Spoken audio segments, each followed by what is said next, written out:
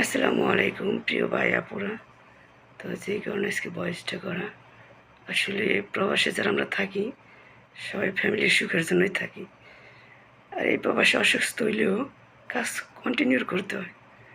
আজকে আমি 10 বছর শেষ, 11 বছর ধরে প্রবাস করি। পরে একে একে যে একবার রোগ হয় আমার, অনেক মারাত্মক একটা রোগ হয়। তাই সবাই দোয়া করবেন। আসলে আমার প্রবাসের পিছনে শুধু আমার একটা মেয়ে আছে, তার জন্য। আসলে প্রবাস লাইফে যতদিন ধরে কাজ করি ততদিন সৎ পথেই কাজ করছি, হালাল পয়সা কামাইছি। জানি না বারে কেন অসুখ হয়। তো আমি সকল প্রবাসীর প্রতি ভালোবাসা ও দোয়া রইল। বলতে পারেন এখন আপু প্রতিদিন দিয়ে ভিডিও ছাড়েন।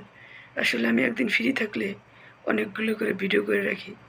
আমি 3 দিন ধরে এতটাই অসুস্থ, মানে আমার বলার ভাষা নাই। সে ভালো থাকবেন, সবার জন্য সুস্থতা কামনা করি। সবাই ভালো থাকুক। আল্লাহ হাফেজ। সবাই একটু দোয়া করবেন, আমি সবার জন্যই দোয়া করি।